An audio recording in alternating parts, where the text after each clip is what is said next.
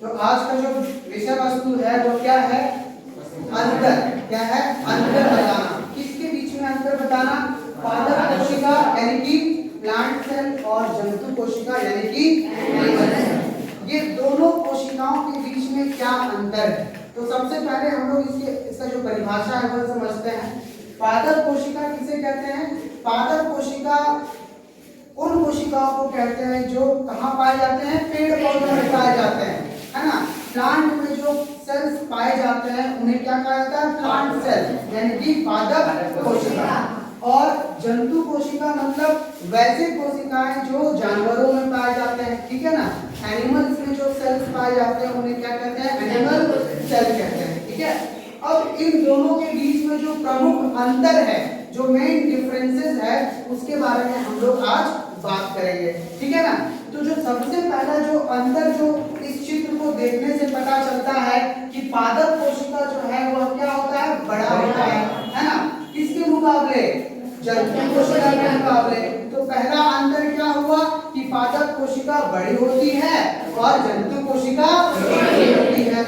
दूसरा जो अंतर है वह क्या है कि पादप कोशिका में एक एक्स्ट्रा लेयर होता है। किस चीज का? सेलुलोज का। किस चीज का? सेलुलोज का। सेलुलोज एक पदार्थ है, एक प्रकार का कार्बोहाइड्रेट है। वह सेलुलोज का जो लेयर है उसको क्या कहते हैं? कोशिका भित्ति कहते हैं, अंग्रेजी में सेल वॉल। तो हमेशा याद रखना कि यह जो सेल वॉल जो पादप कोशिका में पाया जाता है यह किस चीज का बना होता है? सेलुलोज का। किस चीज का बना होता है? सेलुलोज का।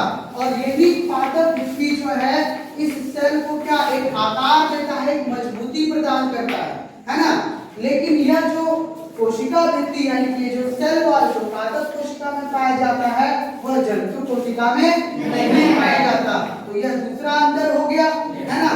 दूसरा अंतर क्या है कि पादप कोशिका में कोशिका भित्ति पाई जाती है लेकिन जंतु कोशिका में कोशिका भित्ति पाई नहीं जाती है, ठीक है।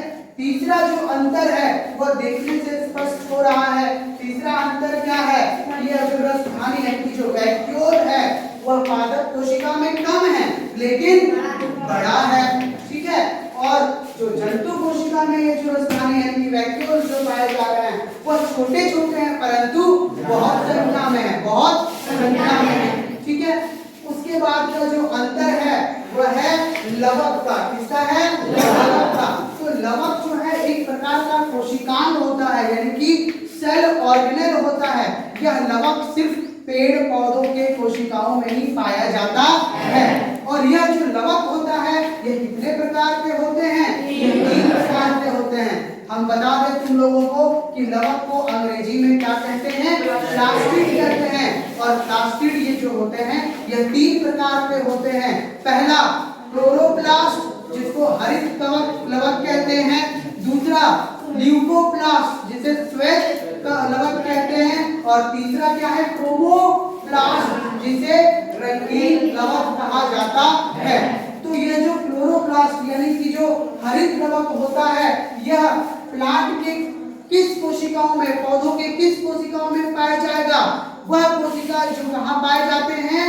पत्तियों में पाए जाते हैं। सबसे ज्यादा जो है हरित लवक वह पेड़ पौधों के पत्तियों में पाया जाता है। और यह जो हरित लवक होता है इसमें एक प्रकार का पिगमेंट पाया जाता है और उस पिगमेंट को बोलते हैं क्लोरोफिल, जो पत्तियों को कौन सा रंग प्रदान करता है? हरा रंग प्रदान करता है।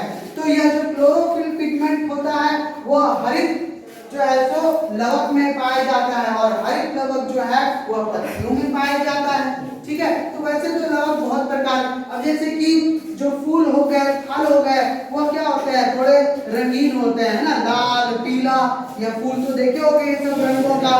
तो यह जो रंग जो आता है वह कौन से लवक से आता है? वह रंगीन लवक से आता है यानी कि क्रोमोप्लास्ट, यानी कि क्रोमोप्लास्ट।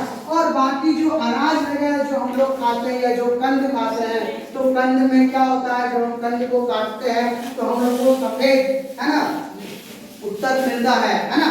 वह सफेद जो है, जो सफेद रंग जो होता है वह सफेद रंग कहाँ से आता है? वह आता है ल्यूकोप्लास्ट यानी कि श्वेत लवक से। किससे आता है? श्वेत लवक से आता है ना। तो तो यह जो लवक है यह पादप कोशिका में पाया जाता है, परंतु यह लवक यानी कि प्लास्टिड जंतु कोशिका में पाया नहीं जाता। अगर यह जंतु कोशिका में पाया जाता तो हम लोग भी कैसे होते, रंगीन होते, नहीं, लेकिन ऐसा नहीं है। यह लवक जंतु कोशिका में यानी कि एनिमल सेल में प्लास्टिड नहीं पाए जाते, ठीक है ना। अब जो तुम्हारा अगला जो अंतर है वह है किस चीज का, गोल्जी बॉडी का। किस चीज का, गोल्जी बॉडी का। अगर तुम जंतु कोशिका में देखोगे तो यह जो जंतु कोशिका में जो गोल्जी बॉडी है यह काफी विस्तारित रूप में है। कैसा है, विस्तारित रूप में है और काफी जटिल संरचना है। लेकिन यही गोल्जी बॉडी को अगर तुम पादप कोशिका में देखोगे तो यह छोटा होता है, रॉड नुमा आकार में होता है। कैसा होता है, छोटा और रॉड नुमा आकार में होता है। तो पादप कोशिका में पाई जाने वाली गोल्जी बॉडी को हम क्या कहते हैं, डिप्टेरोजोम। क्या कहते हैं, डिप्टेरोजोम। किसी भी प्रकार का कोई समस्या नहीं ना। तो ये सभी क्या हो गए, ये सभी प्रमुख अंतर हो गए। एक और अंतर है वह क्या है, सेंट्रोजोम का। यह जो सेंट्रोजोम होता है यह भी एक कोशिकांग होता है और इसका जो काम होता है, जो मुख्य उद्देश्य होता है वह कब पता चलता है, जब कोशिका विभाजित होती है। जब कोशिका विभाजन होता है तब यह जो कोशिकांग है सेंट्रोजोम यह कार्य करता है, ठीक है ना। लेकिन यही जो सेंट्रोजोम है जो जंतु कोशिका में पाया जाता है वह पादप कोशिका में नहीं पाया जाता। तो ये कुछ जो है बिंदु हैं जिसको हम लोग अभी पढ़े और समझे। ये जो बिंदु हैं यह मुख्य अंतर है और यह मुख्य अंतर बताते हैं किनके बीच में, पादप कोशिका और